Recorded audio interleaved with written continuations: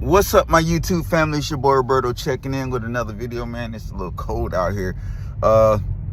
So check this out. The United States started airstrikes on Venezuela last night and some key military facilities, and they captured the president of Venezuela, Nicolas Maduro. This is crazy news, guys. This all happened within a few hours. How they capture him so quickly with his security detail that he has is beyond me. But what I'm thinking is, because, you know, a lot of people in his country don't like him and want him gone, which is surprising because usually most countries, even though they hate him, they don't want outside interference. Well, Venezuela is one country that wants outside interference, but we knew this was going to happen. I made videos about the United States going to war with Venezuela. They captured the president and his wife. And they've been flown back to the United States where they will stand trial. Now, the thing about this is, coincidentally, this is right after Benjamin Netanyahu came to the United States. And I'm going to tell you the reason behind it happening when it did. So Benjamin Netanyahu comes to the United States, talks to Trump, makes the call to Trump, go ahead, move forward with it. Because after that, Iran is next. And why I say that, the president made a post about, if Iran kills any more protesters, the United States will interfere. Benjamin Netanyahu's biggest enemy is Iran. Iran is by far his biggest enemy. And in order to go to war with Iran, they need a lot of oil, because it won't be as easy as Venezuela. Guess who has the most oil reserves in the world? Venezuela.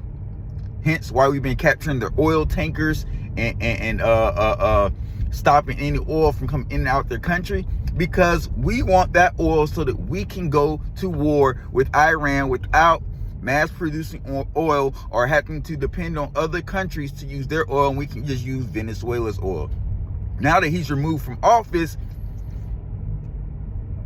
the vice president, I believe, is in charge right now, but we don't know how long that's going to last.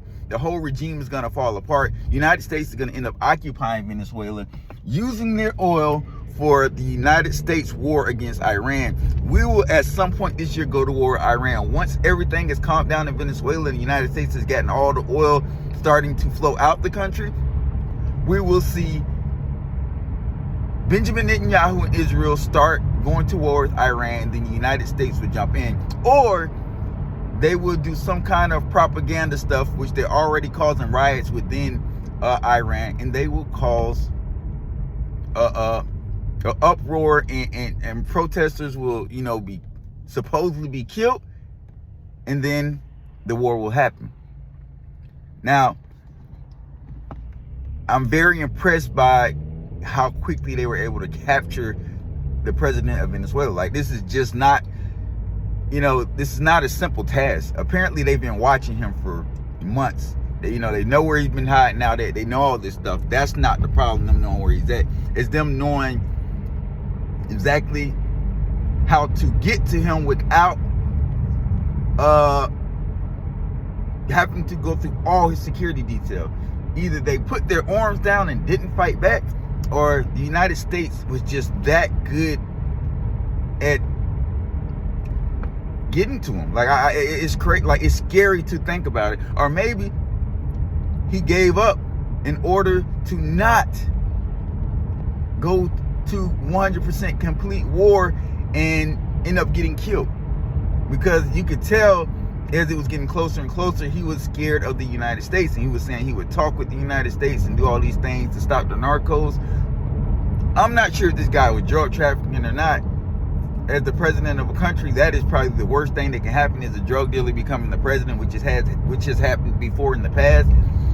It is very unnormal, but it does happen. But Venezuela is not the only country trafficking drugs in the United States, and nor are they the biggest country trafficking drugs in the United States. But what we just seen is the start of something much bigger this year, guys. We are only 3 days into the year, and the United States has already invaded Venezuela, captured the president, and is now going to occupy the country and take the oil at the orders of Benjamin Netanyahu. President Trump is controlled by him. He's a pawn, and has been allowing this man to call the shots because he's so bent up on starting war with Iran that the United States had to rush to operations in Venezuela. Trump will be making a speech at 11 a.m. talking about what happened, giving us details. He's probably getting insight right now. But guys, put two and two together. Benjamin Netanyahu comes to the United States. Says he wants the United States to hurry up so we can go to war with Iran. The United States pushes the pedal to the metal on occupying Venezuela and removing their president because they have all this oil, which can feed the war machine in both countries. Iran will be attacked soon, and we may be leading towards World War III. So, and they're trying to do a lot of this stuff before 2027 because it is said that China is planning on attacking Taiwan in 2027. They've been saying this for years. Intelligence agencies and all these types of things have been saying that China is planning on attacking Taiwan and occupying the island to make it part of the one China policy. They claim Taiwan is their own anyways. So there's a lot of tensions going on. There's a lot of things going on. But what we're seeing right now is a shift in global dynamics. The world is noticing now that Israel controls the United States. Now, everybody's going to look and realize that this happened coincidentally right after Benjamin Netanyahu came to the United States. Let me know in the comment sections what you think, how you feel about this situation. How do you feel about us removing the president of a country that is not our country, using drug trafficking as a reason? Do you think that's the real reason, or do you think it's to feed the war machines in both the United States and Israel because they plan on going to war with Iran? Let me know, and I'm pretty sure a lot of intelligence agencies around the world already know the truth, guys. Pay attention, stay woke. Something much bigger is about to happen.